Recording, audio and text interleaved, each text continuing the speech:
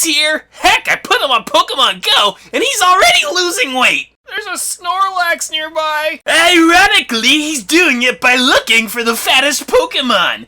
Go figure! Good. I'm getting worried about this blue clone over here. Hey, can we review Alone in the Dark New Nightmare? I love this game. I think he's evil.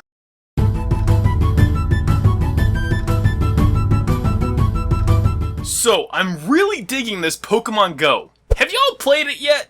Oh dude, it is the greatest app. Granted, it totally wrecks your battery, destroys your data, crashes all the damn time, and you can't follow anything because of the recording of this video. There's a bugged 3-step glitch and you can't find anything, so the radar kinda sucks. But hey, when it works, it's cool. You can find Digimon, Pokemon anywhere, and it encourages you to look around. People are always worried about everyone having their faces in their Digivices, phones. Actually, this installment, it encourages social programming, you know, it's social interaction. I've talked to so many new people that have had a blast running around hatching their Digi-egg. Damn! What is wrong with you? Okay, sorry, I can't do this. I just beat Digimon Story Cyber Sleuth. I need to do a follow-up. Oh, okay. You know, you've never really done a follow-up video before.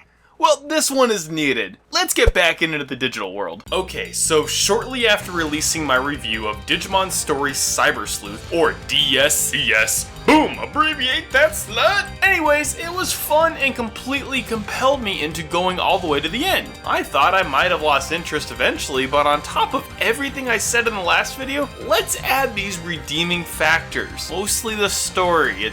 I'm about to wreck the storyline, so spoiler warning. Okay? Okay. For the sake of being consistent, I named the main character Ami, because playing a girl is awesome, and shut up and leave me alone. So Ami is hanging out in a chat room when a hacker pops up inviting people to go to Eden, a cyber reality. It's not the largest world to explore, and everything is kinda repetitive with the blue blocks, but the variety is mostly seen when the digital world bleeds into the real world, or how later on you go to the first level, but back when it was the beginning, before it was hacked and ruined, and you know, I like that. Only 2 other people are willing to go with you to Eden to follow the hacker's invitation, Nokia and Arata. Arata. This is the first time seeing each other outside of the chat room. Keep that in mind because I'm gonna come back to it, and it still annoys me, but we're gonna come back to it. You meet up with a white-haired boy after receiving the Digimon Catcher program. His name is Yugo, and he helps you retrieve your first Digimon. Now that you have your own Digimon, you meet up with your friends to run into a snail monster that is an eater. By the way, Nokia found Agumon and Gabumon. This ends up being important later on. The eaters are like evil digital beings that are designed to just feed, and they show up consistently ruining everything with their honestly cool warped snail design. I really like the way these guys look, especially when they take on the human form later on. I don't know. I like the warped design of these guys. It's cool. Actually, your first encounter with an eater ends up being with you getting completely separated from your body in a digital form. Weird, I know, but it's cool. So now that you are in a coma, well, your real body is, you can now jump into the digital world at will. And, you know, but what's with the coma? Well, you're not the only one in a coma from the eaters attacking, but I should step back and explain this a little better. Your physical body is in a coma, but your mental state is in digital form and moving around.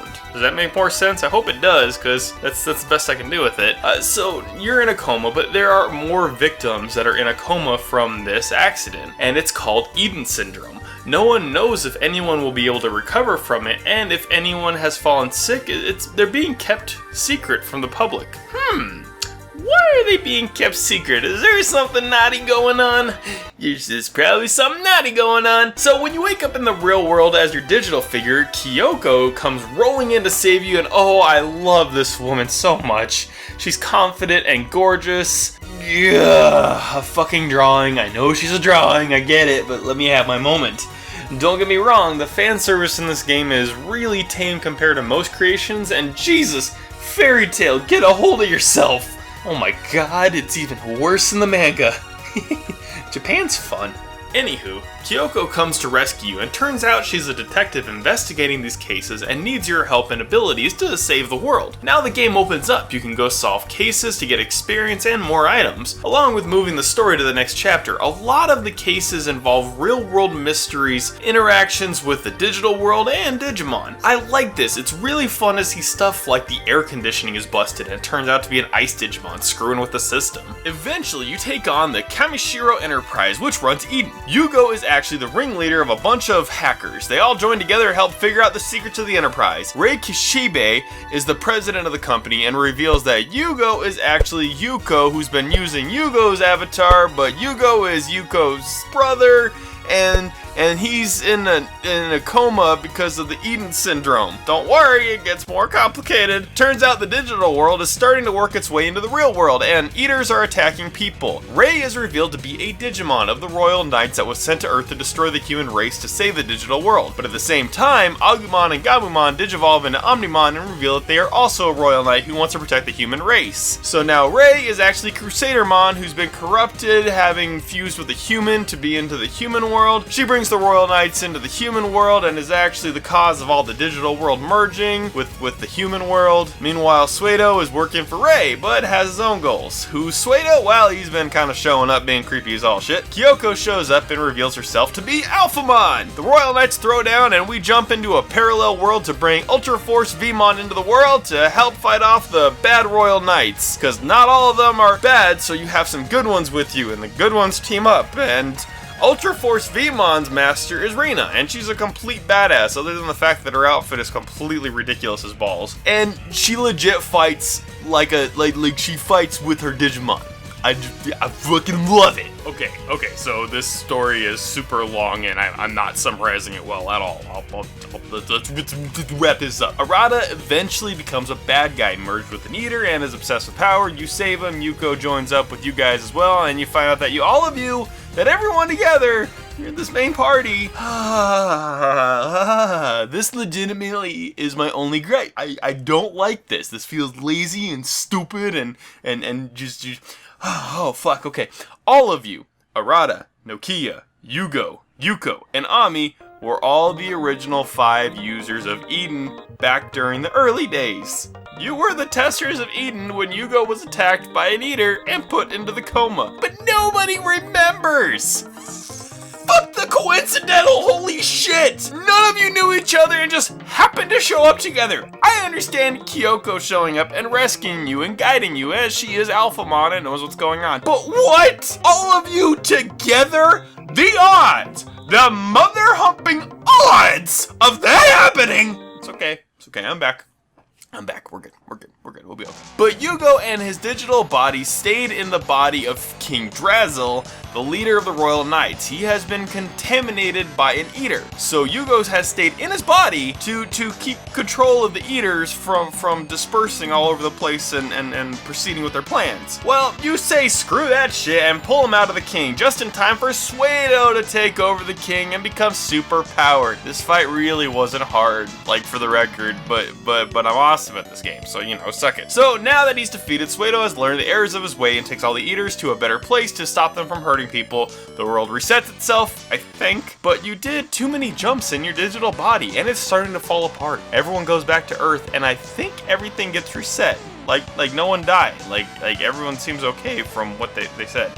No one knows about Digimon. I don't know. I don't know what happened. It got confusing kind of at the end. You do come back after. Now, this was cool. Alphamon says she will help you get your body back with the help of your friends. You turn around and see your entire party standing behind you. That was cool. I really liked that. Now, the ending. The ending was really something else. I don't know why. All it is it's your character sitting there as Kyoko goes running by after a criminal. You recognize each other, but don't know why or how. You actually have a weird coffee concoction next to you. She thinks she might like it. For the record, I know I failed to address this, but throughout the whole game, Kyoko as Alphamon trying to fit in has been doing these really horrible coffee concoctions and thinking they're going to be the greatest thing ever, and you're kind of forced to drink them. People don't like it. It's an ongoing joke. So this was cool. I liked how they put this in. I like how this ended. The ending felt very satisfactory because she asks if you want to be her assistant. And it ends with, like, kind of carrying on without Digimon. Like, this was inevitably gonna happen, even if the Digimon never showed up. And I like that. I don't know, that was a cool feeling. Granted, I got upset about everyone, you know, somehow finding each other and the coincidence and blah blah blah, but this, I liked this. This one, for some reason, resonated very well with me. I don't know. This just felt great. The ending left me feeling warm and fuzzy and mostly conclusive, but open. I love that. I love when a game is conclusive yet open. Like, you can walk away and be like, you know what? I bet they went on more adventures. This was the perfect blend. It was beautiful. Oh, and the adventures don't end because I'm on New Game Plus. My carryover team literally forced the first Eater encounter to last for about 20 minutes because they are so okay. My last thoughts of the game. This is a scripted battle at the beginning. Defend. Defend in this battle. Because my guys were so strong and made him so weak that he couldn't get his attacks in. He couldn't do his moves. So I was stuck in combat for a long time. So, you know, heads up. Just defend on that first encounter when you come back for round 2. Yeah. The truth is, this game, I would consider a phenomenal experience from beginning to end. You've got mail. Oh, hey, there's a Snorlax somewhere. Sweet. Like, comment, share, and subscribe. Thank you, my Patreons. I love you guys. Hey guys, thanks for joining me for another grand old episode. Digimon Story Cyber Sleuth was a good one. Don't forget to like and follow, subscribe. Check me out on Twitter. I do some live streaming where I work on animations. Yeah, I work on animations. It's pretty sweet. You know, and Patreon. If you want to support Patreon, it'd be cool. If not, no big deal. Comment, you know, how many of you have beaten this game? What did you think of the ending? God, I'm fucking tired. I'm going to bed.